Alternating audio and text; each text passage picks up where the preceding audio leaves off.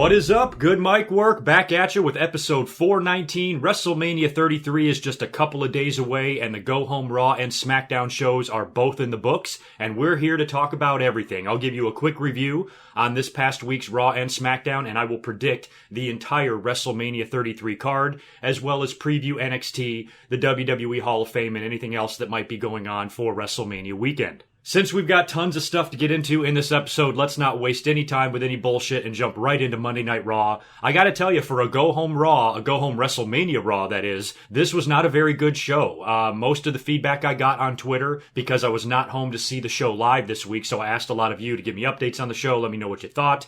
And most of you were coming back with some negative reviews. I would probably say it would be close to 80-20 or something like that. Really overwhelmingly negative response for this Go Home Raw. So when I got home, I took a look at it, and I kind of have to agree with you guys. For a WrestleMania Go Home show, it's just, there was so much that I felt like they could have done more of. And while we did have a few things on Monday Night Raw that were done very well, we also had a few things that kind of left me scratching my head a little bit. So I'll kind of give you an in a nutshell version of Monday Night Raw. Now, Raw opened up with the women. Bayley came out and cut a promo, talked about her big match at WrestleMania, how she dreamed of it since she was a little kid, and all of the women come out to join her. Charlotte, Sasha Banks, and Nia Jax. They all said a few words on the mic. I didn't pay too much attention, except for Sasha, because I'm still wondering, and a lot of us are still speculating when or if we are going to see her turn heel in the future. And they've been really playing up the best friendship between Bayley and Sasha and how they can separate business from personal lives. And even though they wrestled just a couple of weeks ago in a match that earned Sasha Banks an opportunity to get into WrestleMania, they still remain friends despite all of that. And, they've been playing that up a lot in recent weeks, and it seems like they're dropping a lot of hints that there could be some sort of a heel turn here. Since this is a Fatal 4-Way, and actually it's a Fatal 4-Way elimination, apparently it was changed to. I don't know if Sasha Banks turning heel is something you could do at WrestleMania, or something they might have to hold off until the next night on Monday Night Raw. Might be a better place for it. This big promo with the women was to set up their tag team match that was going to kick off the show. I believe that match was already announced. I don't think it was impromptu or came up in this promo. I think they were already supposed to wrestle, and it was, of course, Sasha and Bayley taking on Charlotte and Nia Jax in a tag match, and Bayley pinned Charlotte with the Bayley to belly. And then after, Nia came in and kicked the hell out of everybody and kind of stood tall with the WWE Raw Women's title. So it was nice to see a champion actually get a victory leading in to their big title defense at a pay-per-view. That was a nice change. So I had no problem with Bayley pinning Charlotte, and then Nia, of course, looking like the beast that she is, goes in there and kills everybody at the end and holds up the title. So I'll get into my predictions later, but right now, when you look at everything, I don't know if this Raw Women's title match is the place for a title change. I would love to see Charlotte win that belt for the 5th time. I love her. You guys know I do. If they wind up giving her 16 women's title reigns, that's fine with me because the chick can wrestle. However, the way this Fatal 4-Way is shaping up, I don't know if Charlotte is going to be the one to walk out of this match as champion. I actually think this is an opportunity for them to build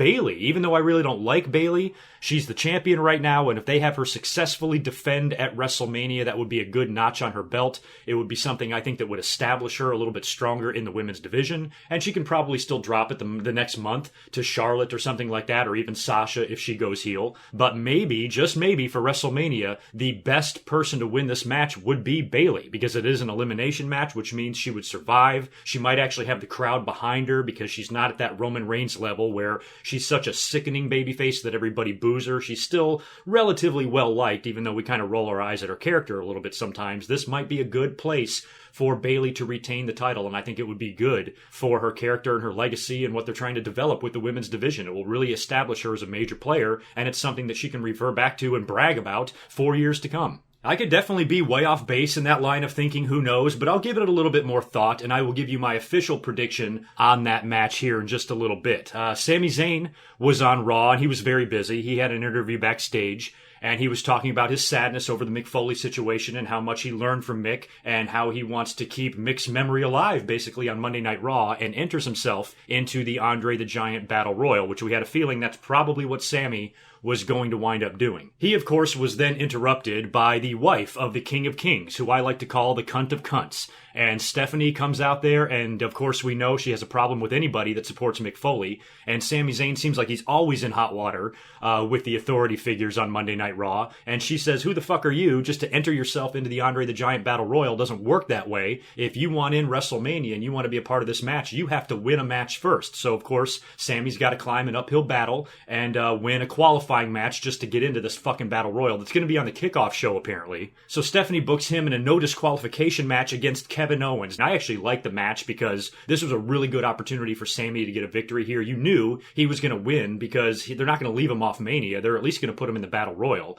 And since it's a no DQ match, and of course Jericho's going to be roaming around out there, it was pretty clear that Sami would probably wind up beating Kevin Owens with a little bit of help from Chris Jericho. That's exactly what happened. The match was still good. Samoa Joe came out there to get involved, and he grabs a chair, and when he's ready, I guess, to attack, Chris Jericho's music hits, and he starts facing the aisleway, waiting for Jericho to hit him with the chair. Jericho comes in through the crowd from behind, attacks Samoa Joe, lays him out with a chair. That was enough to distract Kevin Owens, who tries to get at Jericho. Sami Zayn catches him with a roll-up from behind and gets the 1-2-3. I would actually have preferred a little bit different of a finish than a distraction roll-up. I would have preferred a chair shot to the fucking face, and Sami Zayn just pins Kevin Owens that way. I think they could have done a little bit better than just a roll-up, but still, it gave Sami the victory, and he is now officially at WrestleMania. He will be in the Andre the Giant Battle Royal. I had kind of hoped to see Sami Zayn have a one-on-one match or a singles match of some kind on the main card, but when you look at the two rosters and how big the brand is right now, and you got 14 matches on this card, there really wasn't a place for Sami. Not the way he's been being booked. There was no real match I thought they could have done that would really spark the fans' interest. Maybe Samoa Joe, but the problem is we've already seen that a time or two on Raw since Joe has been there. So really the Andre the Giant Battle Royal is the only place for Sami. Hopefully next year Sami can be involved in a match for a title, maybe a US title match, maybe an Intercontinental title match if they move him over to the SmackDown brand or something like that. But next year I want to see Sami Zayn do a little bit more than just be in the Battle Royal. Oh, by the way, I should mention that after the match, a pissed-off Kevin Owens starts attacking Sami Zayn, and Jericho comes in to make the save, hits Kevin Owens with a chair and runs him off, and that is kind of the final setup to their big match. Now, I'm not going to complain too much about this build. There are a couple things about this match that I would have done better, or maybe a little bit more vicious. I would have loved to see Jericho just hammer, Owens like a railroad spike with that chair several times, just really fuck him up good, just to show the hatred and the heat that exists between these two guys, instead of Jericho just going out there and costing him some meaningless match on Raw or whatever. So maybe I would have made that, that moment a little bit more intense between the two of them, but still their build has been a hell of a lot better than a couple of the other big matches on Raw's build have been, because it goes back so long and they were best friends and of course imploded, and it's this slow build to this big WrestleMania match that's for a championship. It's been a really nice balance, I think, of comedy and hatred and heat and all of that. So all in all, pretty damn good feud, and I'm excited to see the match at WrestleMania. And judging by how much time Jericho has left in the WWE, if he's really going to stick around as long as May, they can stretch this out for a couple of matches. They could stretch this out to 3, which makes me think that maybe Jericho wins the first match and Owens wins the final 2. So again, I'll give you my official prediction on that in just a little bit. We then moved on to the Triple H and Seth Rollins contract signing. Now, this was Seth Rollins, of course, having to come out there and sign this hold harmless agreement that if he does face Triple H at WrestleMania and gets injured, he can't sue or hold WWE responsible or anything like that. So it's a contract signing situation. They got the table out there and the chairs, and Seth Rollins comes out first, I believe, followed by Triple H, who gets in the ring and says, hey, by the way, if you attack me before you sign this contract, or if you attack me before WrestleMania, you're going to lose your opportunity or whatever. So he gets in the ring and basically forces Seth Rollins to sit down, which I didn't like. I didn't like last week how Triple H was the one to propose this match. I thought Seth Rollins should have been the one to propose it. He should be pissed off, right? He's furious at Triple H for everything that Triple H has done to him. He should want to do anything it takes to get him in the ring at WrestleMania, and that's why I wish Seth Rollins was the one that came out there and cut that promo and said, I will sign anything you want. Just let me have your ass at WrestleMania. So I already didn't like that. And then Triple H comes out to the ring, and again, you would think that Seth Rollins would be furious, even though he technically can't put his hands on Triple H. You would think he would still want to dent his forehead with that crutch or something like that, and he sits there and he actually does what Triple H says. Triple H says, sit down, you're going to sit there and you're going to listen to me tell you all of the things that you're giving away by signing this contract. And I'm like, if I was Seth Rollins, I'd be like, fuck it. I don't want to hear it. I don't want to hear you talk for 30 fucking minutes and cut this long, damn, drawn out promo. Give me the fucking paper. I'll sign it right now. That's the end of it. Now let's fight. I would have much preferred that. Given how much heat this feud supposedly has, I'm really surprised that it went down like this. And Triple H cuts this long promo, a very good one, acting like such an awesome, rich douchebag, talking about nobody should hate me because I'm successful or a millionaire or a billionaire. You know, nobody gets that way by being a nice guy. You have to step on some throats. We all remember that from his Click days. He's been doing that his whole career. And the promo itself was really, really good. It's just, if you're looking at this from a real life point of view, if I'm in Seth Rollins' shoes, I would not listen to this motherfucker talk. Not after everything he's done to me. I would just say, give me the papers. I would grab the thing out of his hand and sign it right there in the middle of his promo. I wouldn't care what he says. I wouldn't care the warnings he gave me or what could happen to me if I lose or get injured or what I can or cannot do by signing this contract. I would not give a fuck. I would sign it and say, I'm going to see you at WrestleMania and I'm going to fucking kill you, Triple H. But that didn't happen. Seth Rollins sat there and took this abuse from Triple H in this stupid ass promo without just grabbing the papers and signing the damn thing. So eventually Triple H does his talking. Seth Rollins cuts a promo back on him, but after listening to Triple H for 20 minutes, it was hard to take what Seth Rollins said seriously. And Seth, I guess, finally signs the contract, and then Triple H kicks the table into his leg and then proceeds to attack him again. And in another kind of head-scratching move, Seth Rollins is able to fight back on Triple H, hits him with an enziguri or something like that. I believe he hits him with a crutch once or twice as well. And then, as Triple H is coming after him again, he's able to backdrop Triple H over the top rope. I'm like, what about this hurt knee? What about this hurt knee that Samoa Joe destroyed and that Triple H almost ripped off 2 weeks ago? And now you're backdropping a 270-pound wrestler over the top rope. How come your knee didn't buckle and you fell to the floor? So not very good selling on the knee injury by Seth Rollins, especially after they furthered the injury. I wouldn't care so bad if they didn't do the deal with Triple H a couple weeks ago where he re-injured his leg. If he was just out there with the same injury that he had, then yeah, fine. Maybe he's closer to 100% than we all thought. But given the storyline damage that has been done to Seth Rollins' leg, he really shouldn't be able to stand out there, much less backdrop a large wrestler over the top rope. So the end of that I didn't really like either. And it was, for the final Raw, I'm like, wow, that's how they're going to end it? I would have much preferred a situation where Seth Rollins just viciously attacks Triple H from behind, somewhere in the show, backstage, in the ring, or do what I said with the contract signing and tell Triple H to shut the fuck up. I don't want to hear your stupid promo. Sign the contract and then take a baseball bat and knock Triple H's head off with it and just brutally beat him. Just beat him into hell. Show that you're angry. Get that point across that these two guys are going to rip each other's heads off. Remember Triple H and Randy Orton a few years ago at WrestleMania? These guys were breaking into each other's houses. They were so pissed off at each other. So we didn't really see any of that this time.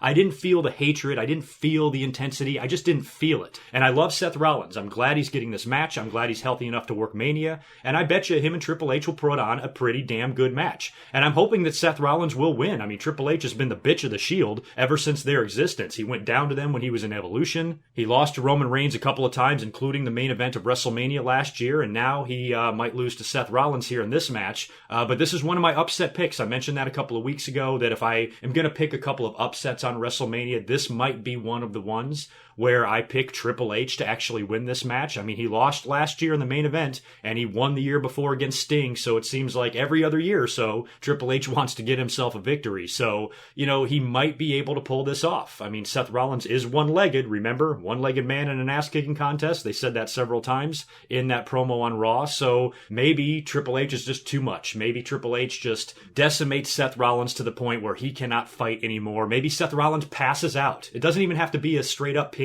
or victory. Maybe Seth Rollins pulls a Stone Cold from WrestleMania 13, and maybe Triple H has got Seth locked in some sort of submission hold, and Seth cannot go on anymore, and he passes out. If you add a little blood as an homage to that Bret Hart and Stone Cold match, since it is the 20-year anniversary of that match taking place, I think that would be a really good finish to the match, only if Triple H wins. I mean, if Seth Rollins wins, great, but if they are going to put Triple H over in this match for whatever reason, I would like to see it be a situation where Seth Rollins keeps fighting and keeps fighting and keeps fighting and literally fights until he cannot fight anymore and he passes out in a pool of his own blood. I think that could be a fun finish to that match, and it would be, a little nod to one of the greatest WrestleMania matches that have ever taken place.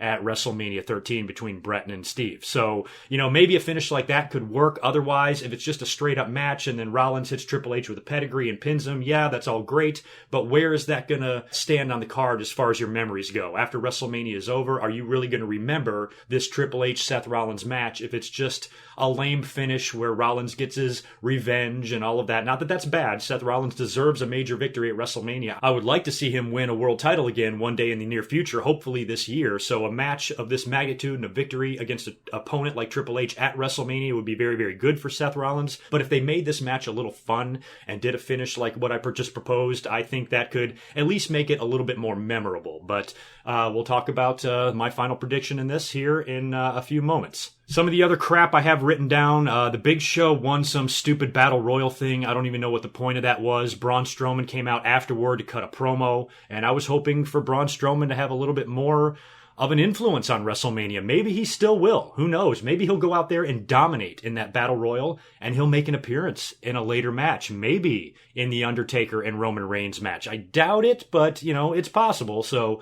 I wouldn't completely rule that out. But, right now, when you look at the Andre the Giant Battle Royal, Braun Strowman is the only logical choice to win the Battle Royal, so hopefully he will. The New Day was back on Raw as well. This time they were running around the city of Philadelphia. Of course, Raw was in Philadelphia on Monday, and they were up there running the Rocky Steps and going around town talking to the fans and all of that. Did a couple of funny little segments like that around Philly, and then they made another appearance on the show with Austin Aries. Now, Austin Aries had a match earlier on in the night. He beat Noam Dar. Neville was on commentary during that. I really like Austin's Aries submission finisher. That's awesome. And then Neville also had a match later on, and who did he beat? Was it Tony Nese? Oh no, I'm sorry. It was Jack Gallagher. He beat Jack Gallagher with his submission hold, which is the Rings of Saturn. So I like the fact that they're building this match up as a potential submission finish. That's kind of cool. I think Neville and Austin Aries are really going to dazzle us at WrestleMania. Unfortunately, this is another match that apparently is going to be on the kickoff show, which, the kickoff show is not all bad. I mean, these guys, a cruiserweight match is a great way to get the crowd going. So if Neville and Aries go out there and tear the house down on the kickoff match, that'll put the audience in the right frame of mind for the main card. But I was kind of hoping that Neville and Aries would take place on the main show. But whatever, it's not. It is what it is, not that big a deal. But after Neville's victory, Aries appears on the big screen, and he's back there with like a special report, and his guests are the New Day, and he's screwing around with them. The crowd didn't give Xavier too much shit. This is the second week in a row now they have not put Xavier in the ring. The next time Xavier will be in the ring will be WrestleMania, and that should be pretty interesting, especially since New Day will probably kick off the show. But all in all, it was a pretty amusing little segment with Austin Aries and the New Day. Aries is pretty funny. I don't give that guy enough credit. He always has me cracking up. He's always got something hilarious to say. They furthered the angle with the tag team title situation as well. I don't even know what was supposed to happen in this. I was only halfway paying attention because, like I said, I didn't see Raw live, so I was only kind of skimming through the show after the fact. And Gallows and Anderson were out there just kicking everybody's ass. They beat up Sheamus and Cesaro backstage during their interview, and then Enzo and Cass are out there cutting a promo. I don't know if Enzo and Cass were out there to have a match or what was going on, but then Gallows and Anderson came out to attack them. They were then attacked by Sheamus and Cesaro, who want to get revenge for the backstage beating that they took earlier, and Sheamus has a ladder with him, and they're beating the hell out of him with ladders, and then they wind up getting in the ring, and there's a big brawl. Sheamus ends up getting hit in the face with the ladder, and he immediately rolls out to the ring. Unfortunately, we saw nothing on camera, or at least I didn't. Maybe you guys did. But you never saw this happen to Sheamus, but you could tell something was wrong. He rolled right out of the ring, and the doctors were over there working on him. I guess he got a huge gash over his, I think his left eye maybe, and was just bleeding buckets, and he needed like 15 stitches to close the wound or something like that. So pretty graphic injury there. Hopefully Sheamus will be all right. 15 stitches is no joke, and he has kind of a big match at WrestleMania, so hopefully he will be good to go, but it's a triple threat. I'm sure he can stay protected. And who knows what's going to happen there. But basically, Gallows and Anderson stood tall on Monday night. They beat the hell out of everybody. They eventually got the best of Sheamus and Cesaro and Enzo and Cass, and stood there surrounded by a pile of bodies. So good for them. The champs looked strong tonight. Gallows and Anderson did. Bayley did. And that's what I like to see. Now let's move on to probably the most controversial match of WrestleMania, and that, of course, is Roman Reigns versus The Undertaker. Now, there's been a lot of talk recently about a couple of things. Number one, that this could potentially be The Undertaker's last match, and even most recently, like I talked about in my last commentary, this match could possibly go on last. Now, I'm going to get into what happened on Raw here in a second because I actually liked what I saw from Roman Reigns. There was a couple things he said. I was like, see, there you go. That's what you got to do, WWE. And they've only mentioned the retirement thing once when when Shawn Michaels came out to the ring to talk to Roman Reigns, and he said something about retiring The Undertaker in that promo. But other than that, WWE has really made no mention of this being The Undertaker's last match or being his retirement match or where this match will fall on the card. And it's very possible that we won't know until WrestleMania. I mean, we know the kickoff matches so far, but the WWE, to the best of my knowledge, you guys can correct me if I'm wrong, they have not released a match order, have they? They have not officially said that Goldberg and Brock are the main event or anything like that. So the way I look at it is as we're watching WrestleMania on Sunday and as the show goes on and match after match comes out to the ring, the longer it goes and we don't see Roman and Taker, what if we have not seen the Roman Reigns and Undertaker match yet? And then Brock Lesnar's music hits and they go into Goldberg versus Brock. Holy shit. That's going to tell an entire 80,000 seat arena that in about 30 minutes, you're going to watch The Undertaker wrestle for the last time. And in a really strange way, I almost kind of like that. I think that would be a fun shock, a fun realization. There's been a lot of talk, especially from a lot of you. You guys have been telling me on Twitter, I am not very well liked for my support of this match. I've said that Roman Reigns, like it or not, probably is the best opponent. Yeah, there are other guys, but when you look at what WWE wants to do with Roman, he's main evented the last 2 WrestleManias. They really want to build him as this next superstar icon, John Cena level figure. And one of the best ways to do that is have him beat The Undertaker at WrestleMania and even potentially retire him if it comes down to that. So, I thought as far as getting their money's worth out of another Undertaker loss at WrestleMania or even an Undertaker retirement, when you look at everybody that could retire him, not that there's not other candidates, but Roman, I feel is the best one, provided they book it right. The problem a lot of people have with this is the lazy booking and how they haven't really done what they've done in the past with Undertaker matches. This match really doesn't feel special. And because if it is The Undertaker's last match, they're not advertising that. They're not telling anybody that. And to me, that's good and bad. I would love to have this thing promoted as The Undertaker's final match where the fans can really gather together and make it about him, because my argument in my last commentary was the only thing anybody is talking about is Roman Reigns. And I'm the one saying, hey guys, look, if this is in fact The Undertaker's last match, I'm not saying it is or it isn't, we don't know. But if it is his last match, the last thing in the world I give a shit about is Roman Reigns. Trust me, I do not care. I didn't care about Shawn when he wrestled Rick, and I'm not going to care about Roman if he wrestles Undertaker, if it is, in fact, Taker's last match. To me, it's going to be all about the respect for Taker. Watch his last match, support him, clap for him, cry for him, whatever. Let him go out there and do what he needs to do or what he wants to do with Roman Reigns and make it about him and not make it about your hatred for his opponent. That was my only argument there. I feel like the fans are robbing themselves out of something special because they have this nervous fucking twitch that just makes them hate, certain people, John Cena, Roman Reigns, guys like that. And I'm like, for once, it's actually not about Roman. We should concentrate on Undertaker here if we are going to see him wrestle for the last time. But there's no word on whether or not that's the case. So to me, this could either go really, really well or it could go really, really horribly. Now, let's say it's not The Undertaker's last match. Let's say this match goes on 8th, goes midway through the card. Then fuck it, have The Undertaker win. But for me, a Roman Reigns victory would really only work if it was The Undertaker's last match. If it's not The Undertaker's last match, then fuck yeah, have Undertaker beat him. I don't care. My point was that, if Taker's not going to wrestle again, then he's got to go down. He's got to get pinned. And it's going to be one of those situations where we might not know until WrestleMania. We might not know until the 5th hour of WrestleMania whether or not it's going to be The Undertaker's last match or not. Because I guarantee you one thing. No matter how many times you say, oh, we go through this every year, you can never guarantee when it's The Undertaker's last match or not. Nobody's going to know that for sure. Well, I'll tell you one thing. If Roman Reigns and The Undertaker goes on last, then that is a guarantee. That 100% guarantees that it will be The Undertaker's last match. Because if it's not, it doesn't deserve to be in the main event. You got two world titles on this show. And you're going to give the main event to Roman Reigns versus The Undertaker with nothing on the line, with no special anything attached to it at all. Just some random-ass match that was set up by Roman Reigns, dumping The Undertaker over the top rope at the Royal Rumble, and then not building it at all until after Fastlane. Fastlane was actually a roadblock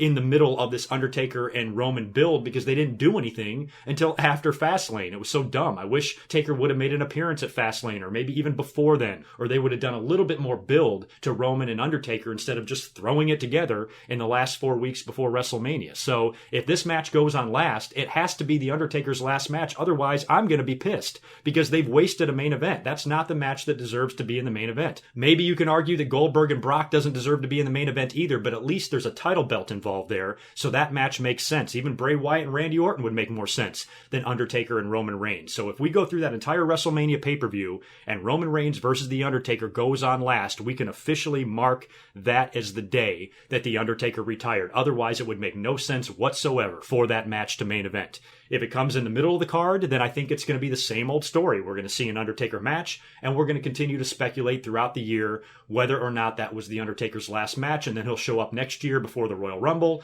and have another match in New Orleans at WrestleMania 34, and we'll go through the whole fucking thing again. But the more and more you look at it, even though the WWE has not promoted this as The Undertaker's retirement, which I think is a shame. I would love to see a big send-off, and a big love fest, and we can still see that. It's not that we can't see that. It's just WWE isn't really planting that seed in fans' head on television at all. This is all speculative on the internet and with all of us. We're the ones talking about this, not the WWE. Whatever they do in the match, I want the fans to know at the end of it what they have just seen. If it truly is The Undertaker's last match, this is not something they need to announce a week later. And The Undertaker does an interview a week after WrestleMania and says, yeah, that was it. I'm not wrestling again after that. Remember Stone Cold Steve Austin? It was the same thing. I loved that match he had with The Rock at WrestleMania 19, but imagine how much better it would have been had we known going into it that it was Austin's last match. I think they really dropped the ball back then too, but that's because Austin was, he had those neck issues and it snuck up on him or whatever, but I still think the WWE had enough time to promote that as his final match, and they may have had he not left in 2002, because don't forget, he just came back a month before WrestleMania. He came back at that No Way Out and beat the hell out of Bischoff or whatever after he had his falling out with WWE and Vince McMahon. So had he not left, maybe they could have built to that a little bit better. But I remember looking back to that match with The Rock, not knowing that it was his last match and not finding that out until the next night on Monday Night Raw, and really being bummed out because I wasn't able to really sit and appreciate the match. To me, it was just another Stone Cold match. To me, it was a match that he lost, which I thought was good, that The Rock finally got a WrestleMania victory over Steve, but I didn't know. I didn't know that was the end for Austin, and I had no idea that that was the last time I would ever see Stone Cold Steve Austin competing in a WWE ring. He's thrown a lot of stunners over the years, but as far as him having a match, that was it. That was the last time. So I think back to that match and how disappointed I was there, and this kind of reminds me of it a little bit because, Undertaker just deserves the best possible send-off that you can ever give somebody. More than Ric Flair, more than Hulk Hogan, more than Andre the Giant, more than anybody. And hopefully, I was hoping we would get that from The Undertaker. Now, this can still happen. Like I said, when we get to WrestleMania, if it becomes apparent that match will go on last, maybe that's just WWE's way of telling the fans. Maybe instead of building it for weeks on TV, because if you do that, you're almost giving away the ending, aren't you? If you build this for a month as The Undertaker's final match, his last ride, if you will, it's the ultimate thrill ride, remember, in Orlando. So if this is The Undertaker's final ride, you would think that the finish is guaranteed. You would think that with The Undertaker having his last match, Roman Reigns has got to beat him. At least this way, it leaves the finish open. Don't we have enough predictable matches on this show as it is? Goldberg and Brock seems pretty predictable. Jericho and Owens, AJ and Shane. There's a lot of these matches that we can kind of envision where they're going. Corbin and Ambrose is another one. Rollins and Triple H. For the most part, we kind of have an idea who might win these matches and shit. WWE can jumble some stuff up and throw some swerves at us. I'm sure they will. But for the most part, a good portion of these matches are relatively predictable. So if you built this as The Undertaker's last match, would you agree with me or not? I want to know you. Tell me in the comments below. If this was built as The Undertaker's last match for the last 2 months on TV, don't you think it would be pretty much guaranteed that Roman Reigns would win? Yes or no? Am I right or wrong? Now, if it's not The Undertaker's last match, or we don't know if it's the last match, that leaves the finish up in the air. Don't forget, The Undertaker's only lost once at WrestleMania. How in the hell can this guy be an underdog? So if WWE just wants to keep it a secret and then make it apparent in the match, maybe during the match, something happens. Maybe it's body language, maybe it's the announcers telling the story. Whatever they do, 80,000 people suddenly realizes that what they're watching is The Undertaker's final match. And then you can still do the send-off on Raw. Undertaker can still be the final segment on Raw. Because think about it, Brock might win the Universal title. He's going to want to come out first, celebrate his victory, and then get his ass on a plane back to Canada immediately. Which leaves the final segment of Raw, the ending main event segment on the post-WrestleMania Raw, to be all about The Undertaker or Roman Reigns. Maybe Roman comes out, cuts a promo, Undertaker comes out next, says, congratulations, this is your yard, I'm leaving now.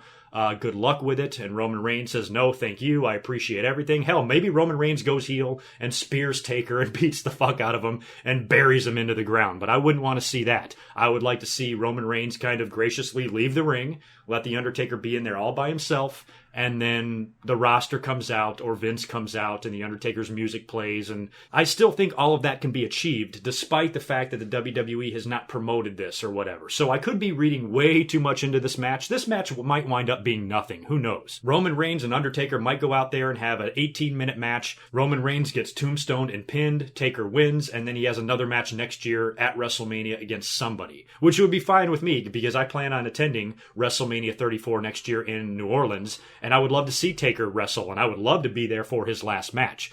And if Orlando turns out to be his last match, I think I'm going to regret for the rest of my life not making the trip this year. I had planned on it all year, but because of my Hawaii situation, I just wasn't able to do it. And I wish I would be in attendance to see Taker wrestle for the last time. So there's just a lot up in the air. I can look at this a lot of different ways. On one hand, yes, if this is The Undertaker's last match, why doesn't the fans know this? Why isn't the WWE promoting it this way?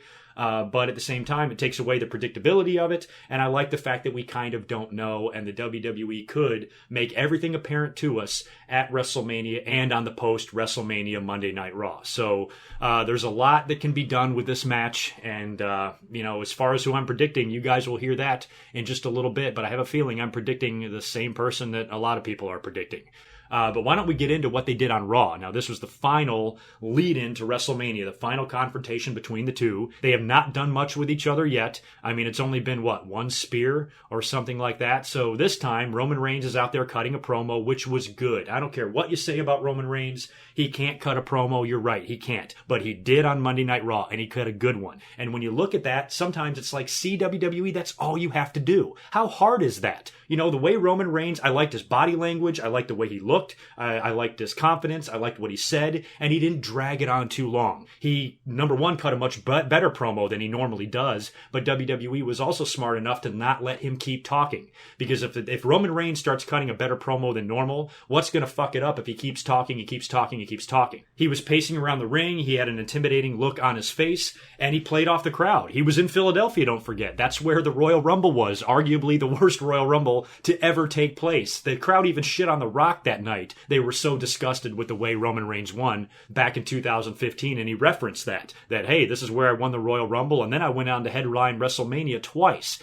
And he even won the WWE title in Philly, didn't he? Later on that year when he beat Sheamus, I think, and the crowd actually popped for that, and it was a great moment. And I remember thinking, great, now Roman Reigns is over the hump. The fans actually liked seeing him win the title, and then the very next week they were back to hating his guts again. So I like the fact that Roman kind of played off that, reminded Philly about what he's done in that building, which just made them boo him more. And it seems like that's what WWE wanted to do. It's such a bizarre situation. To us, it seems like WWE is bullshitting themselves into thinking this guy's a babyface, and they want to push him as the next John Cena. But at the same time, they like to see the crowd reacting negatively to Roman Reigns. They enjoy the boos. It's like they want it to happen. So what the hell does WWE want out of Roman Reigns? I think that they really like that controversial figure. A lot of people were scratching their heads for years with John Cena. Turn this motherfucker heel. Half the crowd fucking hates him. Half the crowd cheers him. It's crazy. Yeah, but listen to the crowd. They're loud. They might be booing, but they're loud as shit. I will take 20,000 people booing me over 20,000 people going to the bathroom during my match any day of the week. So WWE clearly is okay with the fans hating this guy that Vince wants to be the next babyface of the company, because they're playing off this. They're having Roman go out there and say things to incite the crowd, which kind of makes me wonder, maybe, just maybe, if we could see a Roman Reigns heel turn at WrestleMania. That would be great. I mean, as many times as we talked about that with John Cena and it never happening, I am not holding my breath on that idea. To us fans, a Roman Reigns heel turn seems like it would be money, but to the WWE, maybe not so much. Maybe Roman Reigns being in the controversial position that he's in is enough money for them. They like what they get out of him. They like that some fans love him, and they love that some fans detest him because it generates this huge reaction. So maybe WWE doesn't want to change anything about Roman Reigns. And that's one thing I came to realize with Cena a couple of years ago when we used to talk about his heel turn, or WWE needs to change his character and he can't cut a promo and he can't do this and he can't do that. I'm like, listen to the crowd, man. They're going nuts. Finally, I realized that shit, this is what WWE wants. And now they've got it again with Roman Reigns. They've got that controversial figure that generates such a huge reaction from the crowd, both negative and positive, that they don't want to give that up. And by turning the guy heel, it almost might have a reverse effect. To us, we can't see that. I can't see that. To me, a Roman Reigns heel turn would be awesome. I think he'd be great as a vicious, badass Brock Lesnar type of heel that just goes out there and mauls everybody. I think that would be great for him, especially if he got on the mic and told the fans to go fuck themselves after every match. That would be great. I think Roman Reigns could be very, very good at that. He did a little bit of that in NXT, and it was all really well done. Bring him out there in a suit one week, like Triple H, after he wins the WWE title for his umpteenth time or something. Throw him in a suit, come out there all cocky, wearing a Rolex watch and sunglasses and chewing gum with the title over his shoulder and says, I'm the best, I'm the king, or whatever the fuck. You know, I think Roman Reigns in a character like that would be pretty good. But he'd also be very good in a Brock Lesnar type of way. Maybe Roman Reigns never improves on his promos. Maybe he never gets better. Maybe Paul Heyman dumps Brock Lesnar, who's now aging and getting a little bit older, and maybe Paul Heyman sees a younger, better option to represent, and he dumps Brock for Roman Reigns at some point. You know, he's already done that to Brock once before with, who did he do it with? Big Show, I think, all those years ago. So it's not above Heyman to do that. And we talked about that years ago. 2 years ago, we mentioned Paul Heyman possibly jumping sides and joining up with Roman Reigns. You put Roman with Heyman, and provided it doesn't fall flat like Cesaro and Heyman, or Ryback and Heyman, or Axel and Heyman, or some of his others that haven't really stuck, you put Roman with him, hell, that could be for some amazing TV as well. So there's so many options for them with Roman Reigns. But, you know, just the way everything is right now, the fans literally vomit at the sight of this guy, and it's just not good. So I'm just praying that WWE does something interesting or emotional or good or surprising or something in this match with The Undertaker that really makes it memorable, because the build has been shit. The match now has to pay off because, you know, we saw the spear a couple of weeks ago, and then shit, I keep interrupting myself, but I'm trying to talk about what Roman and Taker did on Raw. During Roman's promo, he's talking, and like I said, they cut him off rather quickly, and The Undertaker's little vignette package came up on the Titantron there, and by the way, they were interrupting the show with a lot of those Undertaker stuff. Even the opening of Raw, where the WWE goes through that signature package, it was interrupted by some, you know, graveyard footage of The Undertaker and stuff. So The Undertaker was playing his mind games throughout the whole show, and then after Roman Reigns cuts his very good, yet very short promo, that's the thing about Roman Reigns. Treat his promos like a Goldberg match. Intense, scary, and short, and keep it at that. And then he was interrupted by the lights, the Undertaker footage on the Tron, the lights go out, and of course they come back on, and the Undertaker is standing right there in the ring, and there's this big stare down, and, you know, he just says that at WrestleMania, you're going to rest in peace. And then he raises his hands up and he lowers his hands slowly. And as he lowers them, the lights go down and then the Undertaker disappears. You know, it's like it started out so well. I was actually happy with Roman Reigns. I actually liked what Roman Reigns did on Raw much better than the Undertaker, to be honest. Go ahead and click that dislike button if you want. It's true. Roman Reigns did a good job with his part. Taker really didn't do a good job with his. And actually, scratch that. It's not Taker's fault. It's the writing. It's the booking. It's the setup of this match. There's just no heat. There's nothing.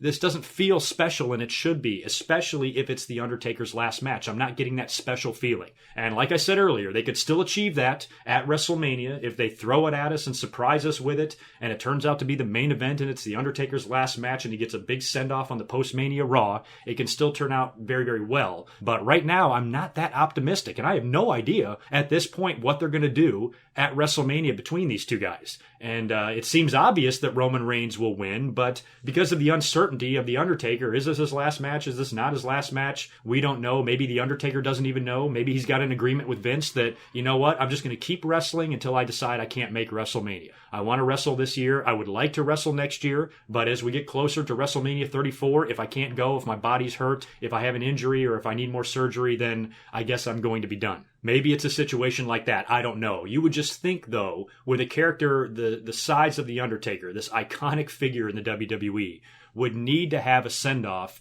that would be something that the fans would never, ever, ever forget. I don't know where I stand on this. I know I just gave you all sorts of different opinions and emotions. You know, in one sentence, I'm very happy and excited about the match. In another sentence, I'm a little bit worried about the match. I don't even know what to make of it, and I don't even know who to predict.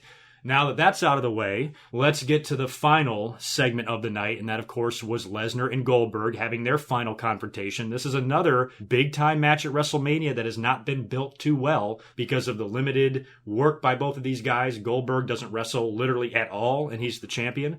Brock is on Raw very rarely, and there hasn't been much physicality between these two guys. Their match at Survivor Series went 90 seconds. Goldberg tossed Brock Lesnar out of the Royal Rumble in a matter of seconds as well. We've seen one F5, and tonight we saw one spear. One thing I will say, though, is thank God for Paul Heyman, because although I am intrigued by Lesnar and Goldberg, this is a match I actually do want to see because of how it's all been built. I feel like a lot of it is falling flat. The fans are starting to turn on Goldberg a little bit. It's very strange having a guy like this hold the world title that really hasn't wrestled at all in 13 years. And he's facing Lesnar for the championship at WrestleMania, and Paul Heyman did such a good job of making this feel big. And that's been one of my biggest problems with the build of this year's WrestleMania so far is, you know, these matches should be all big. When you look at the card, this is not a horrible card. I mean, a lot of people are saying, oh, WrestleMania is going to suck this year, and this doesn't give us anything, and this card is shit. Well, when you look at the entire roster, and you look at the matches they have, what else do you want them to do? I mean, Jesus, I think these matches are fine. I think this WrestleMania has a chance to deliver.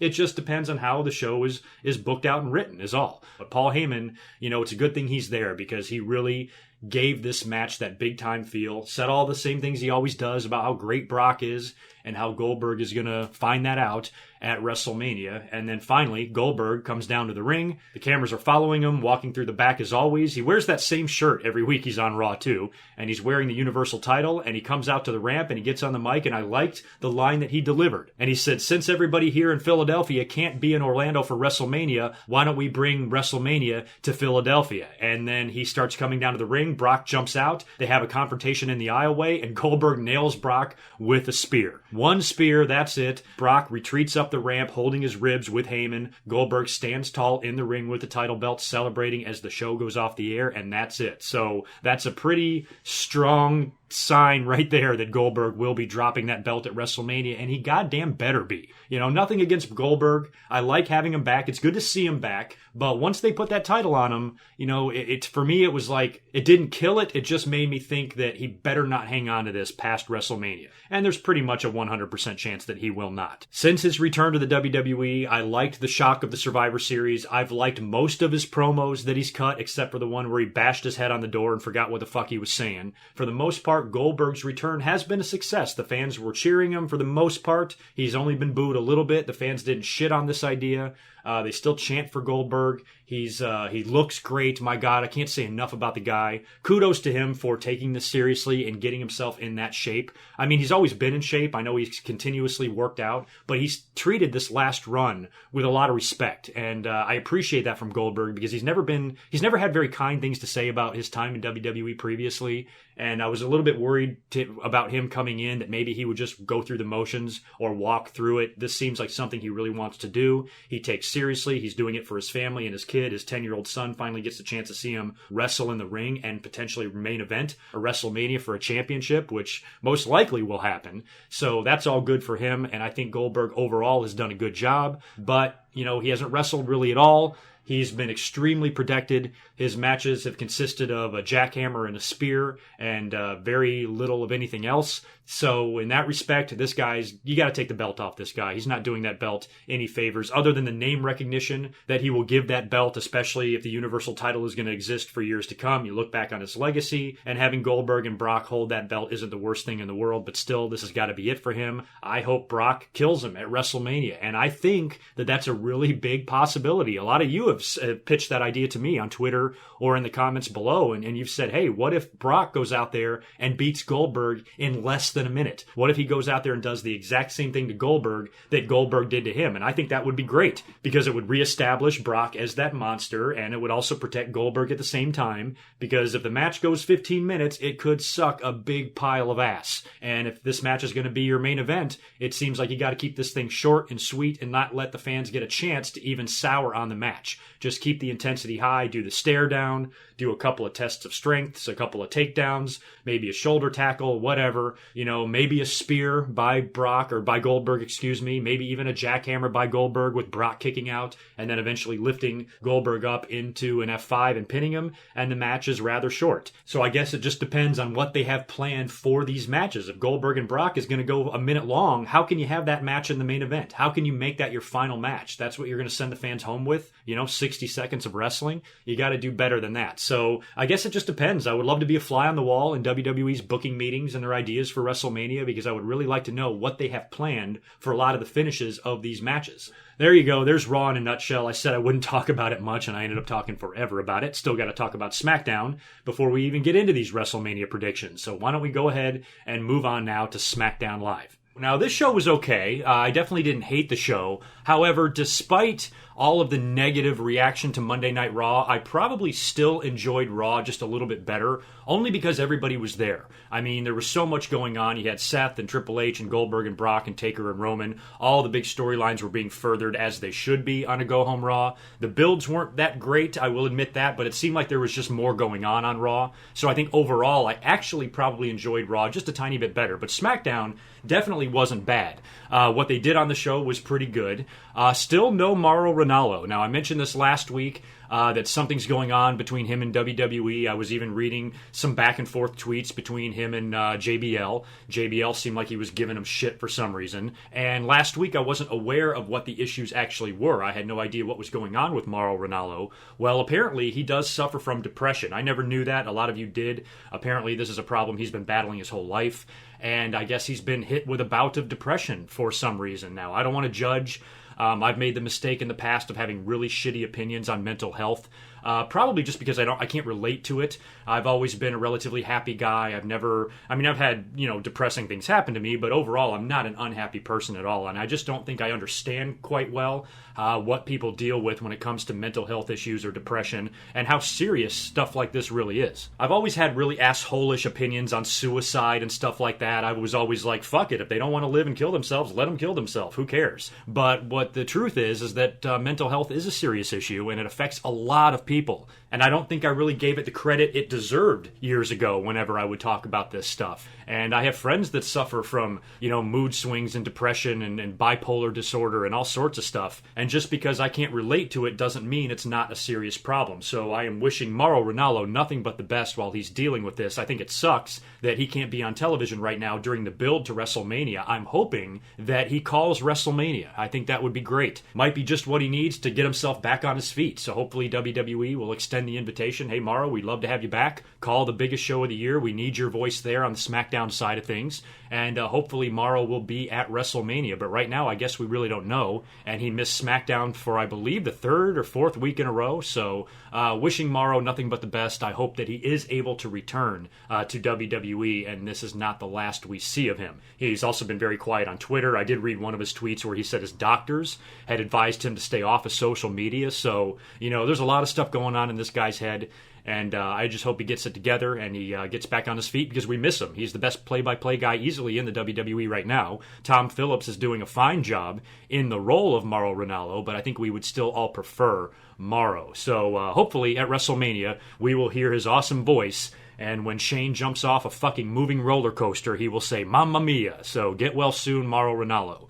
Moving on to the show, I didn't really like... Well, actually, I take that back. I did like the AJ Shane contract signing because they both cut decent promos, and I shouldn't complain about a contract signing not ending in a brawl. I mean, every contract signing is the same fucking shit. We even saw it on Raw with Seth and Triple H. I mean, they even got into it, and Seth only has one leg. So the fact that we actually had a contract signing where both guys came out there, said a few words, signed the contracts, and walked away, I mean, I can count on one hand the times that we've actually seen that happen, and that would be going all the way back to the 80s when they used to do this in the office with Jack Tunney. So it's a very rare occasion when a contract signing ends like this. They almost came to blows a little bit. They both stood up. Daniel Bryan mediated the whole thing and kind of got between them and pushed them apart. And AJ said a lot of good things about Shane, and Shane said a lot of good things to AJ, so the promos were good. Shane even gave AJ props. Gave him credit for being one of the most talented athletes to ever step foot inside of a ring. And AJ was kind of like, yeah, I agree with you. I'm pretty badass. So all that was kind of funny. And AJ made mention to the fact that Shane has been in the ring with a lot of legendary WWE stars, and he's always gotten his ass kicked.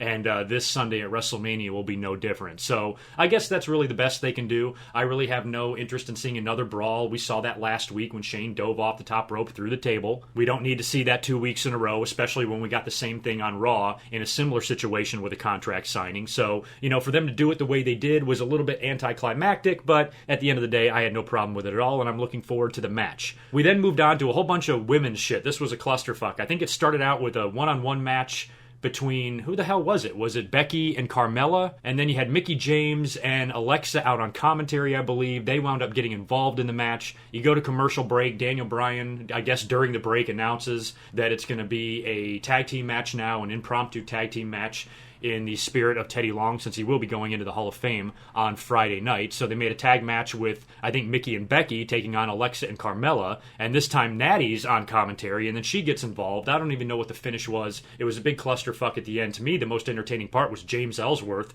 out there in his outfit and introducing Carmella to the ring. He's a great heel. I mean, Ellsworth is pretty good. I thought when the situation with AJ Styles was over that he would be kind of left out in the cold and they'd forget about him and he'd eventually disappear like Colin Delaney or any of these other little freaks that they brought in. But this guy's actually not bad. And I think he makes a pretty good heel because he's so ridiculous looking and he's got an ego and he's good on the mic and he can talk. And, I've got high hopes that Ellsworth can just entertain us for months or years to come in the WWE, and he won't just fade into obscurity because the guy's relatively good. I got a big kick out of him. But anyway, long story short, after the clusterfuck brawl, all the ladies are in there fighting with each other, and then Naomi makes her return. Her music hits. She comes down to the ring, hits all of her signature moves on Alexa Bliss. She looked like $1 million out there, looks to be 100%. Cut a promo saying that she will be at WrestleMania in her hometown and she'll be a part of that giant women's match for the SmackDown women's title. So, all the fighting and the brawling and the singles match and the tag team match, that was kind of all boring, but it did get good at the end when we saw Naomi come out there and kick some ass. I really like her. Now, it wouldn't be an episode of SmackDown without The Miz giving me some promo porn to jack off to. Jesus Christ, this might have been the best one yet. This whole situation between The Miz and Marisa and Cena and Nikki is so fucking good. It's one of the best things on SmackDown. And when you look at the match on paper, this should be a throwaway match, second match on the card, not really meaning a whole lot, just a dumb attraction thing that's going on, but it's so much more than that. And recently, of course, we've been seeing the parodies of Total Bellas with The Miz and Maurice doing a great job of imitating Cena and Nikki. And I guess they had the final one that they were going to unveil on SmackDown on Miz TV. And Miz and Maurice come out to the ring and they show it all up on the big screen there. And it's more of the same. It's John Cena inside of his house and he's having a family dinner with Nikki Bella. And he's got all of these rules, of course. His house rules are ridiculous. And then he says that he's invited Daniel Bryan. And then they cut to The Miz kind of dressed in a flannel shirt with a fake beard and he's crawling over to the table and he's really tiny and short, and Brie is there as well. John Cena says that he made everybody steaks, but Daniel Bryan can't eat a steak because he's a vegan, and then Brie gives him a juice box, and he's like sitting in a high chair or something. I don't know what the fuck. It was pretty funny. I was laughing my ass off. So that whole segment was great, and then it ended with a big finale where Nikki finally gets fed up with Cena not proposing to her, so she decides to propose to him. And then The Miz goes on to say, "Nikki, I will never marry you because my life is complete bullshit," or whatever. And then he proceeds to kind of look at the camera, takes his hat off, takes the whole John Cena gear off, the wristbands, the dog tags, the shirt, and Maurice rips off the wig, and The Miz goes on to cut an amazing shoot promo right at the camera, which was fabulous. Just unbelievable stuff. And really getting personal and talking about how fake the relationship with Cena and Nikki is and how it's all just done up for TV, and there are these two greedy assholes that have huge egos, and Cena doesn't give a shit about wrestling or anything. He just wants to be big in Hollywood, and he wants to use WWE as a stepping stone, and, you know, all of the things he's done in the past to help his girlfriend further her career and step on the throats of other talent and holding people back and all that shit that we've been hearing from The Miz. You know, he reiterated that, and it was great. I mean, The Miz, you know, give the guy a title run. I mean, based on this work alone, I think The Miz has earned a shot to hold the world title again, and maybe he can have a lot more successful of a run than he did back in 2011 when nobody thought he deserved it. And what I like so much about this feud is, much like the Jericho and Owens feud on Raw, is that it's a really good balance of comedy and heat and seriousness. I mean, this is more comedy on the Miz side of things because they're doing these parodies of Total Bellas that literally have us, you know, laughing until our abs hurt. But still, they're injecting enough seriousness into this where you feel like it's personal, you know, you feel invested in it. And it's one of the best builds of all of the WrestleMania matches. This should be a match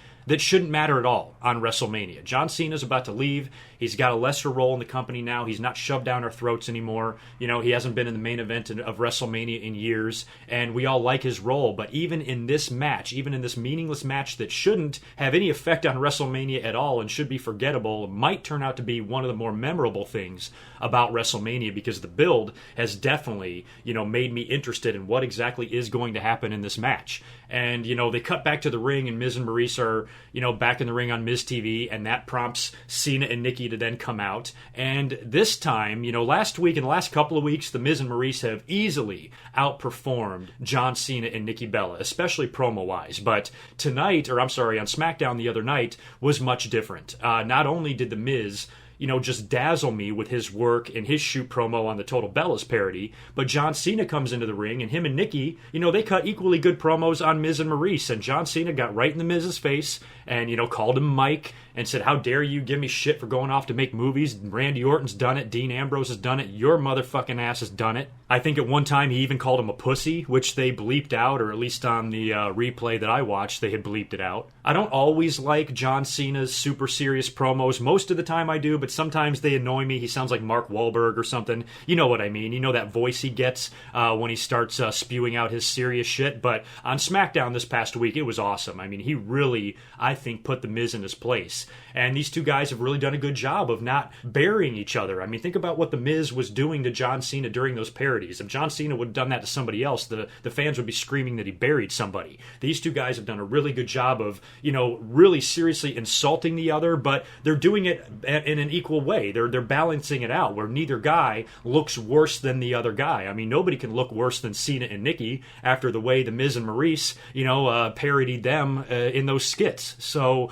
I think it's just been overall very entertaining, and that's a credit to the Miz and John Cena, and of course, you know, Maurice and Nikki as well. But Cena and Miz are really taking the lead on this, and they're doing a great job, and it's nice to see them rekindle an old feud that dates back years. I mean, don't forget, these two guys main evented WrestleMania 27, so to see them, you know, in a program that is far more entertaining than it was 6 years ago is pleasant to see. I think the two work well together, much like Daniel Bryan and The Miz. They have very good bad guy and good guy chemistry, you know what I mean? And the whole thing works really well, and the match should be interesting. I mean, the way they've been playing up John Cena and Nikki not being married and all of that, it seems almost confirmed that John Cena will in fact be proposing to Nikki Bella in the middle of the ring after they beat the Miz and Maurice at WrestleMania. I would love to see the Miz and Maurice win. I don't think they will, but given how good the Miz has performed in the build to this match, it would be cool if, like, the Miz pinned Nikki or something like that. I mean, talk about heat. That would be fucking awesome. I don't think that'll happen because I think they want the moment to be about Cena and Nikki. And I did read when I went over to WWE.com a few minutes ago just to read up on some stuff and maybe make some notes for this commentary, and I did see that the WWE cameras are going to be following around a few people.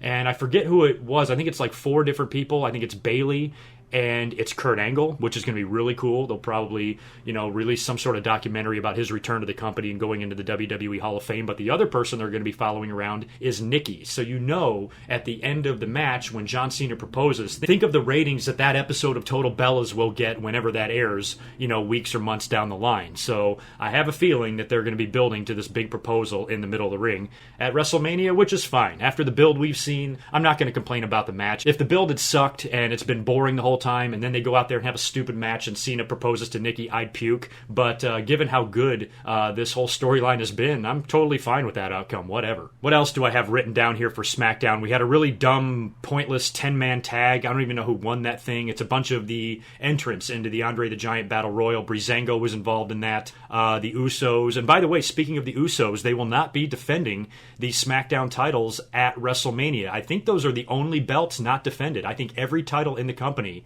is on the line except for that one. So I guess they felt that 13 matches is enough. There's no room for another tag team match or another title match. And the Usos and American Alpha, for that matter, are going to be in the Andre the Giant Battle Royal instead. So I guess I'm okay with that. I mean, it's a stacked card. There's a lot going on. So if you have to omit one title belt, I guess that's fine. But the Usos just won those belts. I would like to see them, I don't know, at the very least have a rematch with American Alpha because they tore the house down on SmackDown. Even if you put that on the kickoff show, I think it could be a good way to jumpstart the crowd or get them riled up for the main card or something. So I'm surprised that we're not having a tag team title match on the SmackDown side of things, but whatever, they're in the Battle Royal and it is what it is. The main event was Bray Wyatt taking on Luke Harper. This match I think was announced last week. Luke Harper looks absolutely amazing in his new ring gear. He looks to be in a little bit better shape. He looks much better in that all black. He just looks so dirty and gross. I mean, he still looks dirty and gross, but I never liked the gray, dirty wife beater. I think him wearing all black just makes him look a little bit better, and he had a damn good match with Bray Wyatt, and I think this is the first time they've ever faced one-on-one,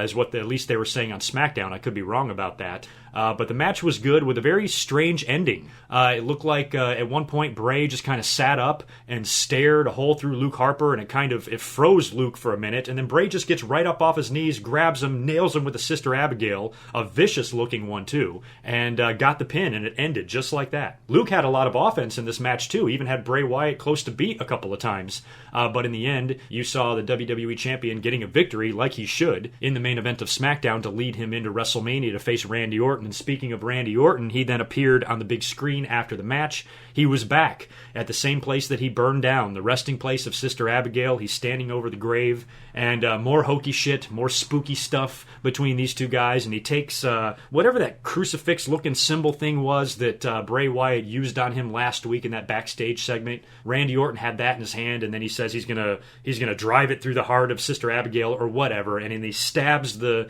symbol into the dirt or into the ashes, and we had some lighting effects and some weird shit going on, and that was the end of that. So that match is now set. The build is over, and we'll see what happens at WrestleMania. All in all, I guess a good way to end SmackDown. You have to end it with your world title feud, and the fact that the WWE Champion had a hard-fought match. He won. Physically, he's got the momentum going into WrestleMania, but mentally, Randy Orton has got the momentum. So I just hope the match is good. I mean, they've put a lot into this. The build in the last few weeks has been a little bit weird. They've done a lot of strange stuff, but it's different, so I can't really complain about it. And when you think about how long this goes back to whenever Randy Orton joined the Wyatt family, 6 months ago, 7 months ago, whatever it was, for this thing to culminate at WrestleMania and in a title match is pretty awesome. And these are two guys that I like. I've always had Randy Orton's back. I've never given him anywhere near the amount of hate that he's gotten from other people in the past. And of course, we all love Bray Wyatt. I think we can agree on that. So I want these two guys to go out and have a good match and a good world title match and something that we remember about WrestleMania. And I'm kind of hoping at this point that Bray Wyatt retains. And I'll talk about that a lot here in just a second when we get into my predictions. The only feud that was not furthered on SmackDown was the Intercontinental title situation between Dean Ambrose and Baron Corbin. They actually did something on Talking Smack. They had like a via satellite interview. They were in separate locations, supposedly. And I watched a couple of seconds of it, and one thing I got a kick out of the most is Dean Ambrose's facial expressions. Every time Baron Corbin was talking, he was just rolling his eyes, and, I was just waiting for him to make the jerk-off motion with his hand, because it seemed like Dean Ambrose did not give a shit about anything that Baron Corbin was saying. I kind of got a kick out of that. So they just just did an interview there, which I guess is fine. I'm looking forward to that match too at WrestleMania for the Intercontinental title. Now, before I get into my full WrestleMania predictions here, let's talk a little bit about WrestleMania weekend. Now, of course, we've got the Hall of Fame ceremony on Friday night. In previous years, haven't they done this on Saturdays? I actually like this for the talent. I always thought it sucked that they had to sit through like an 8-hour-long ceremony right before the biggest match of their life. So it's kind of nice that they're doing this on Friday. It gives them Saturday to do something else or go watch NXT or, just take it easy maybe before the big show because you want your talent well rested for this shit. You know what I mean? But this year's class, pretty solid, of course, headlined by Kurt Angle, Ravishing Rick Rude, Diamond Dallas Page, the Rock and Roll Express, Beth Phoenix, and Teddy Long. Seems like somebody's missing. I don't know. I thought they would put one more guy in, but I guess not. That's it. I'm sure they'll do the Legacy induction as well, hopefully putting in some old-timers. I had mentioned a couple of commentaries ago that top of that list needs to be Ivan Koloff and even Tootsmont, who they haven't done anything with or acknowledged in any way. So I could think of plenty more, but those are the two names that are an absolute must if they are in fact going to do that. But I'll be watching it on Friday. My plan was to be home a lot. I don't know how much I'm going to be home after all this WrestleMania weekend. Of course, I'll be home all day Sunday. So this time, I'm not going to be home on Friday night to watch the Hall of Fame. I will watch it later that night, but I don't know if I'm going to have time to get a review up of it before NXT. And then I had originally planned to be home to watch NXT, which I still might be. It's up in the air.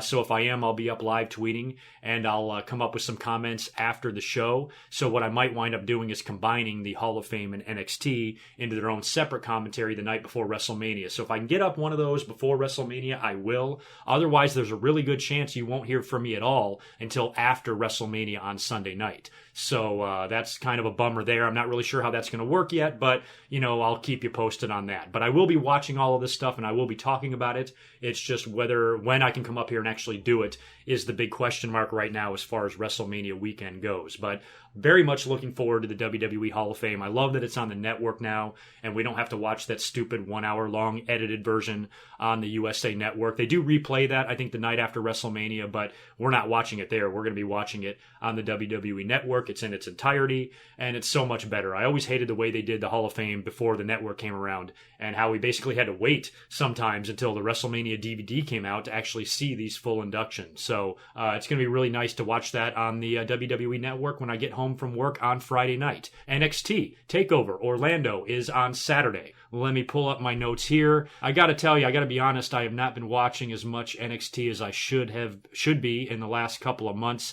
There's 3 big matches on this thing that are really heavily featured or highlighted. And that, of course, is the NXT Championship match, champion Bobby Roode taking on Shinsuke Nakamura for the title. If I'm going to predict that, I got to go with Roode. Keep the belt on him. They just put it on him. Nakamura's been there a while. He's a 2-time champ.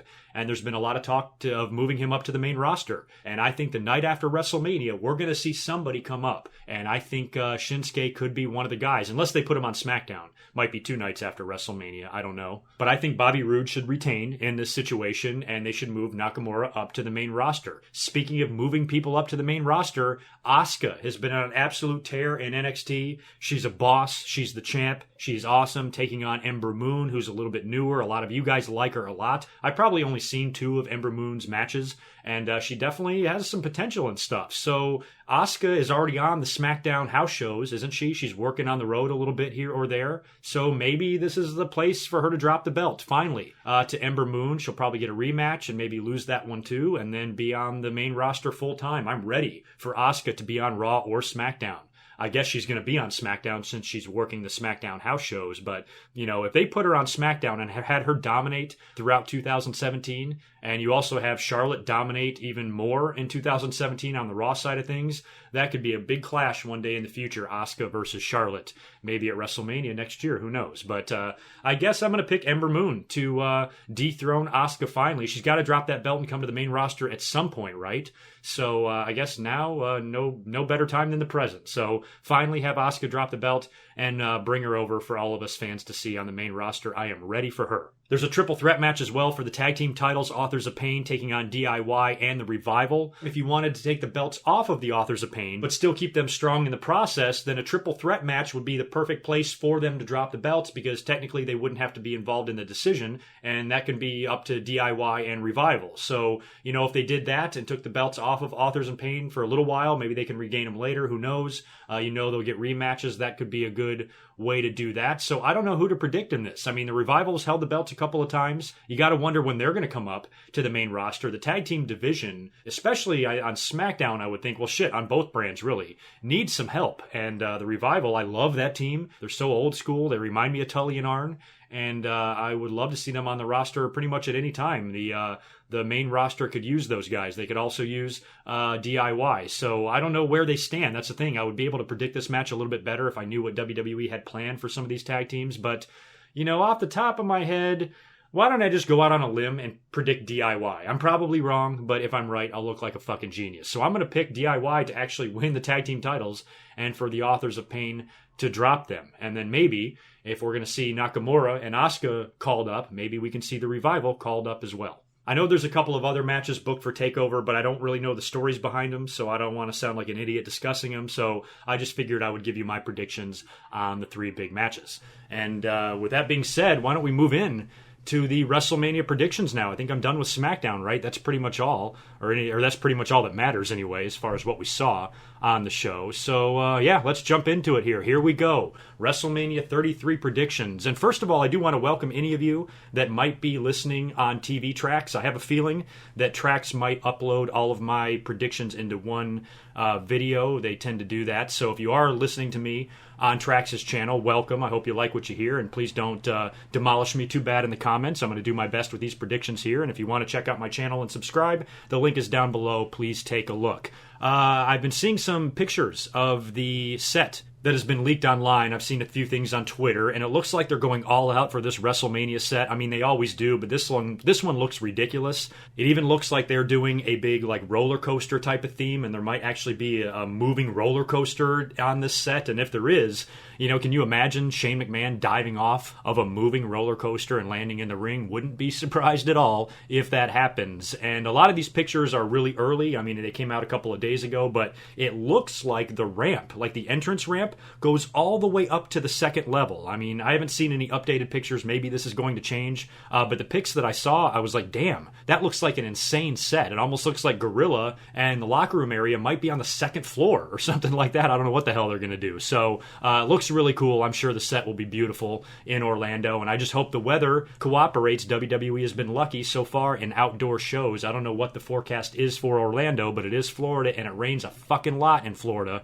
So I just hope, and I pray that on Sunday, we've got picture-perfect weather in Orlando, not a cloud in the sky, and certainly no fucking rain. So my fingers are crossed for everybody during WrestleMania weekend. Let's start with the SmackDown side of things. Since we just talked about SmackDown, we'll talk about all of their matches first. Why don't we start with the kickoff? There are 3 matches booked for the kickoff show or announced by WWE to be on the kickoff. I don't know if they're going to add one more to that or not. But there's 1 Raw match, 1 SmackDown match, and the Andre the Giant Battle Royal. So the Andre the Giant Battle Royal will be on the kickoff. I might as well start with that before I get into SmackDown and Raw, actually. To me, there's only one logical choice to win this thing when I look at the list of entrants, and actually I'm going to pull up right now here on the WWE.com the list of participants that they have announced. They've got Sami Zayn, Braun Strowman, Goldust, R-Truth, Curtis Axel, Dolph Ziggler, Jimmy and Jey Uso, Chad Gable, Jason Jordan, Primo and Epico, Bo Dallas, Jinder Mahal, Rhino, Slater, Apollo Crews, Mojo Rawley, The Big Show, Kurt Hawkins, Tyler Breeze, and Fandango. I don't even know how many that is, but I don't see Samoa Joe in there. So you got to go with Strowman. I mean, unless you bring up an NXT guy, unless you have a surprise entrant in this thing, that has to be the only thing that stops Braun Strowman from winning. It's either a new guy or it's Strowman. Anything else, I'm going to be pissed. When you look at the list of entrants here, I guess I could live with Sami Zayn. I take that back. You give it to Sami somehow, I'll be happy because Sami's awesome. No problem with Sami Zayn winning it, but I think Braun Strowman makes the most sense here, especially since, it seems like they dropped the ball with him a little bit when he lost to Roman Reigns. So if he's able to win the Andre the Giant Battle Royal and then go on to kick some ass for the next couple of months, hopefully he can bounce back from anything negative that WWE has done to him. But yeah, when you look at the list of entrants there, with no Samoa Joe, the only other choice would be Sami Zayn or a NXT guy being moved up to the main roster and winning it in a surprise move. So, Braun Strowman is who I'm picking to win that. Now we can move on to SmackDown. Another kickoff match is what Alexa Bliss is doing. Her match with all of the available women on the SmackDown roster. Now, much like the Andre the Giant Battle Royal, I think if Alexa is going to drop this belt, maybe a surprise entrant can show up in this match. We know that Asuka has been working SmackDown Live events. She does have a title match at NXT TakeOver. She could drop the belt and show up at WrestleMania and take the belt off of Alexa Bliss. But I think it would take a little bit longer than that. She'd probably drop the belt and then lose a rematch or two in NXT before she comes to the main roster. But considering she's already working house shows, I think they could bring her up at any moment. So I think SmackDown makes the most sense for her. So aside from Asuka making an appearance in this match, I think they're going to give it to Naomi. I think they should take the belt off Alexa Bliss here. Why not? She's got to face everybody. It'll continue the storyline because she'll be pissed off that she lost the belt in an unfair way. She'll get more rematches or whatever, and they can continue on. If they have her win and retain, she's going to go out on TV and say she just kicked everybody's ass, and there's nobody else left for her to face, which could also be a way that they bring Asuka in. Maybe they hold off Asuka until the Tuesday SmackDown, and Alexa Bliss is out there bragging about her beating everybody, and then we see Asuka come down to the ring and challenge her, and they've got a title match at the next pay-per-view. That could be a way to do it too, but I think I'm going to pick Naomi to win back the WWE Women's title. They gave it to her and then she got hurt, so they took it off of her and gave it back to Alexa and let her keep rolling with it. Since Naomi is now 100%, it looks like, and she's back in the ring, they might want to pick that idea back up and give it back to her. She's certainly dominated on SmackDown. The fans love her, and if she's able to win the women's title for a second time in this big match, it gives Alexa Bliss a reason to have a rematch, and they can kind of pick up where they left off before Naomi got injured. So I think I'm going to pick Naomi at this point, barring any surprise entrant from NXT or new girl coming in. I think Naomi is going to take the women's title on the kickoff show. Main card stuff now. Dean Ambrose versus Baron Corbin for the Intercontinental title. I've been saying it for weeks. I'm picking Baron Corbin. I'm tempted to pick Dean Ambrose only because he lost last year to Brock, and I think a lot of people are expecting Baron Corbin to win the Intercontinental title. So if Dean was able to retain it and they continue their feud and maybe Corbin gets another shot at the next pay-per-view and wins it there, that's definitely a possibility. So I'm not 100% sold on Baron Corbin, but I'm still going to pick him anyway. And that's who I'm going to predict because that's who I've been saying is going to win this whole time. And I think I need to stick with it. So I'm picking Baron Corbin to become the new Intercontinental Champion at WrestleMania. John Cena and Nikki Bella taking on The Miz and Maurice. Al Roker, for some reason, is the guest ring announcer for this thing. Jesus,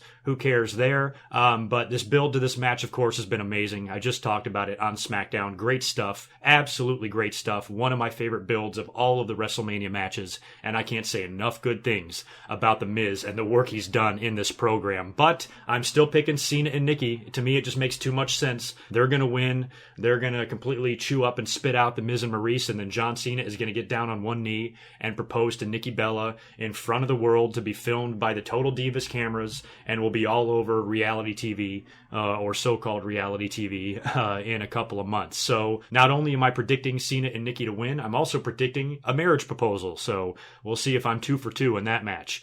AJ Styles versus Shane McMahon. You gotta go AJ. He lost last year to Chris Jericho. There's no reason for Shane to beat AJ. I love Shane. I respect him. Sometimes I don't know how I feel about him being involved in these big-time matches at WrestleMania, but whatever. It is what it is. At least he's not a chump. At least he's not a pussy. At least he goes out there and damn near kills himself, all for the sake of entertainment. So I admire Shane's balls, but I don't think he should be beating AJ Styles. It would make absolutely no sense at all for him to do that. AJ is a former WWE champion, had a great run with it all throughout the fall last year, and he's had an amazing first year in the WWE, and he's one of my favorite people to watch, and he better beat Shane McMahon. And I'm predicting him to. I think both these guys are going to do some crazy shit.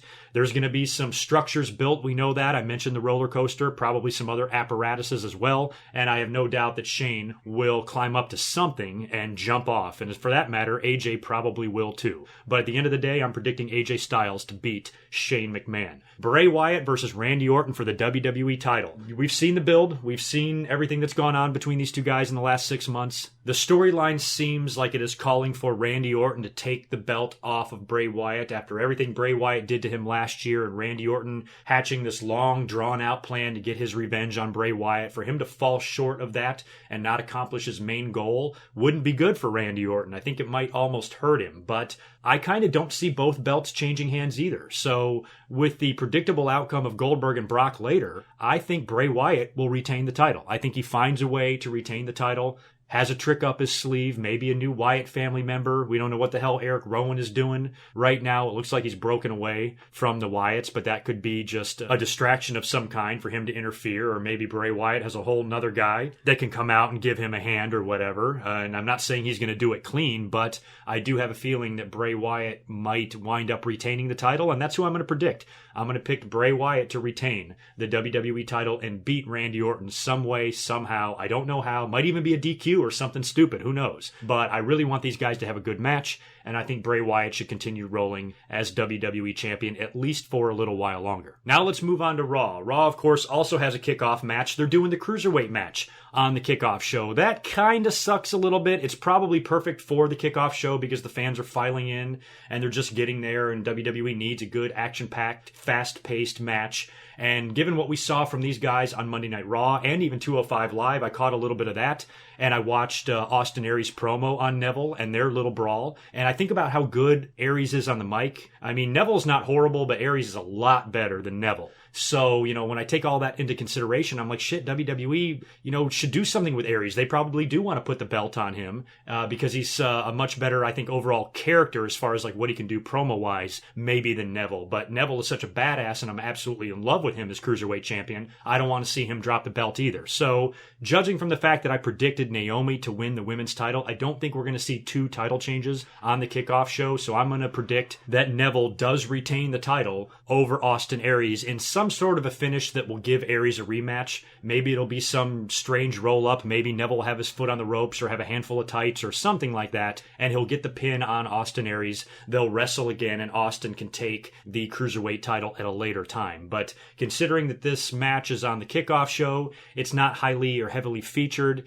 And another pay-per-view on the next Raw pay-per-view, this would be a big-time match and would mean a lot more. So maybe that would be a better place to take the title off of Neville and put it on Austin Aries. So for WrestleMania, I'm picking Neville to retain. Fatal 4-way match for the Raw Women's title. Bayley taking on Sasha Banks, Charlotte, and Nia Jax. And this is an elimination match, apparently. So I'm actually going to pick Bayley to retain, as crazy as that sounds. I want it to be Charlotte, trust me. I hope that it is Charlotte, because Charlotte's awesome. But at the end of the day, when you think about how they've been promoting Bayley and her goal to reach WrestleMania and her journey to get to this point in her life and how proud she is of it and how hard she works and how much WWE loves her. And, her character is a little sickening at times, but it's not as sickening as what John Cena has done in the past. She's not shoved down our throats. She's a good little worker with a ton of talent and a great fighting spirit, and I like her, and I think this could be the perfect opportunity to build the legacy of Bayley, because you've already made Sasha a 3-time champ. Charlotte's like a 4-time champ. Might as well do something with Bayley, have her successfully defend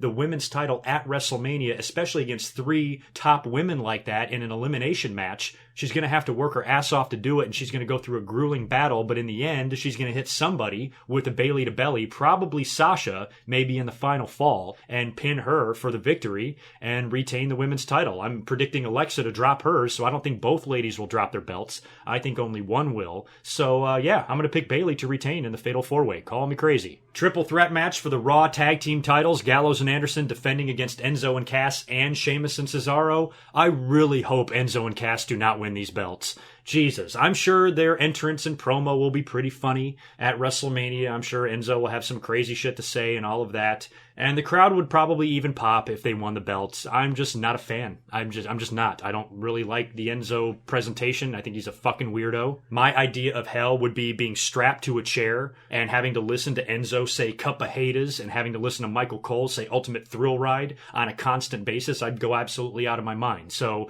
just not really a fan of the Enzo and Cass team. I like Cass, but the whole team is just fucking weird to me. So anyway, I'm hoping they don't win.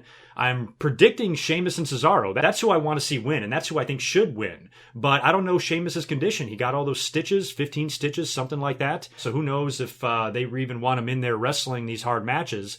So hopefully he's okay, and hopefully his injury won't affect the outcome here. But at the end of the day, I really hope that Sheamus and Cesaro walk out as champs. So that's kind of one prediction that I'm not comfortable with. I definitely don't see any signs pointing to Sheamus and Cesaro winning the belts. I think it could easily be Enzo and Cass, and I think Gallows and Anderson could also retain. But I'm predicting Sheamus and Cesaro. That's who I want to see win, and that's all I really have to say about that. Chris Jericho versus Kevin Owens for the United States title. I'm going to predict I'm going to go out on a crazy limb here too. I'm going to predict, I think, Chris Jericho to retain, because I'm predicting Baron Corbin to win the Intercontinental title. And again, I don't know if we're going to see every belt change hands here. So some of these need to be retained. And I mentioned last week that considering Jericho's leave date with the WWE is sometime in May, I think he can be around for 2 more pay-per-views. So I think it might be a situation where Jericho beats Owens at WrestleMania, and then Owens wins the next 2. Samoa Joe is not booked for anything, so he's going to be involved, in the Seth Rollins and Triple H match, and possibly even the Jericho and Owens match. So this is a prediction that I'm extremely uncomfortable with. To me, all signs are pointing towards Kevin Owens winning the United States title, and I definitely think he will. But maybe, just maybe, it won't be at WrestleMania, and Jericho will get a second victory in a row at WrestleMania over a young top star, which is kind of interesting. So I actually think actually scratch that out. This is going to be really funny if I turn out to be wrong. Scratch that whole thing. You know what? I am going to pick Owens. Kevin Owens is going to win the United States title. I am changing my prediction in mid-sentence there. So we'll find out if I'm going to wind up kicking myself for that after WrestleMania. Triple H versus Seth Rollins. This is another one where I can see Triple H winning. I proposed that finish earlier on, remember, with the homage to WrestleMania 13 and Austin and Brett. If Triple H gets Seth Rollins in some sort of a compromising position where he passes out due to the pain, maybe even have a little blood on his face as well, I think it'd be a great way to finish that match. It would give Triple H a victory. It wouldn't hurt Seth too much. They could have a rematch, and Seth can eventually get his revenge and win the feud in the end. But maybe Triple H gets that first one at WrestleMania, because don't forget, Seth supposedly is not 100%. So is Triple H going to want to go out there and lose to a one-legged guy? Plus, Samoa Joe is a factor in this. You don't know what he's going to be up to. He's going to get involved in this thing. In the end, I do have to pick a winner. So, I'm going to stick with Rollins. Even though I think Triple H could very well win this match, and I talked about that great finish idea earlier on, I think still I picture Rollins just beating him with the pedigree. That's probably what's going to happen. So I'm going to reluctantly predict Seth Rollins to win that match. The Undertaker versus Roman Reigns. We still don't know where this match is going to be. I talked in length about this just a little while ago, so we won't spend too much time on it. But I'm going to pick Roman. I'm thinking of this from Vince McMahon's perspective. I think, in my mind, when it comes to decisions regarding The Undertaker, Vince McMahon is really the only person that has a say here. I'm sure some people can give their input, but when it comes down to what to do with The Undertaker, I think the decision is up to The Undertaker and Vince McMahon, and those two guys only. If Vince McMahon says, Taker, I want you to retire, or I want you to lose to Roman, you're winding things down, will you please do me a favor and put over my next top babyface? I know the fans don't like Vince's pick, but you're not going to be able to change his mind at this point. So Undertaker's loyal to Vince, and Undertaker might be like, absolutely, boss, I'll be happy to. I'll be happy to go out there and pass the torch, or pass the yard, so to speak, to Roman Reigns. And that's that. So this match could end in a lot of different ways. I would like to see Roman Reigns turn heel and bury and retire The Undertaker in a mean, vicious way. At least that would make the Roman Reigns character a little more bearable and more fun to watch. Or he can just go out there and win a babyface match and have the show of respect and the handshake and the hug at the end, which I'm not sure if the crowd is really going to accept or not. But whatever kind of finish they do, I don't expect Roman Reigns to get tombstoned and pinned. He beat Braun Strowman at Fastlane. I think they're setting him up to beat The Undertaker at WrestleMania, and then to eventually dethrone Brock Lesnar for the Universal title. That's the direction I feel like they're going in. The Undertaker tombstoning and pinning Roman Reigns. Although I'd be fine with it, I don't know what sense it makes, considering Undertaker's literally on his last leg here.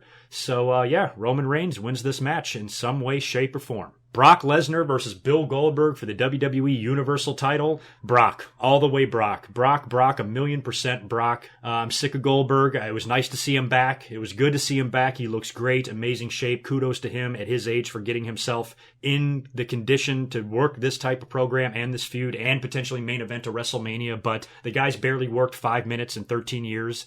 And although I like seeing Goldberg back, it rubs me the wrong way to see that belt around his waist at the same time. So I want Brock to take the belt off of him, nail him with a couple of F5s. This match could go a minute long, like I talked about earlier. It could be very, very short, and I think it might be short if it's not the main event. If this match comes out before Roman and Taker, expect it to be 1.5 to 2 minutes long. If not, if it truly is the main event, I think they at least got to go 10 minutes, 15 minutes even, if they can. I'm nervous about that because I don't know what Goldberg can do. in any sort of extended period of time. I think one guy that could have worked with him well and made him look really good was Kevin Owens at Fastlane, but they didn't even do that. That match only lasted 30 seconds. If they would have let Owens work with Goldberg a little bit, Owens could have made him look good. But I don't really have high hopes for this match, from an in-ring perspective. I definitely think it'll be better than WrestleMania 20. I definitely don't think the fans will shit on it the way they did at WrestleMania 20. And I'm hoping WWE can book it in such a way that it surprises us as much as it did at Survivor Series a few months back. So, at the end of the day, I think Brock Lesnar is going to walk out of WrestleMania as the Universal Champion, and that's who I'm picking. So just to recap, I'm picking Braun Strowman to win the Battle Royal, Naomi to win the SmackDown Women's title, Miz and Maurice to lose to John Cena and Nikki, Bray Wyatt to retain the WWE title, AJ Styles to beat Shane McMahon, Neville and Bayley to retain their titles, Cesaro and Sheamus to win the tag team titles, Kevin Owens to win the US title, Seth Rollins to beat Triple H, Roman Reigns to beat The Undertaker, and Brock Lesnar to beat Goldberg. That's a pretty good balance of heel and babyface victories. It's also a pretty good balance of title changes and titles being retained, and I think overall I predicted that the best that I could. So let me know what you agree and disagree with in the comments below. I will be up here all day on Sunday, starting probably noon Pacific time, probably 2 hours before the kickoff show even starts. I plan on being in front of my computer with a beer in hand, and I will be happy to chat with all of you. Maybe I'll even do a pre-WrestleMania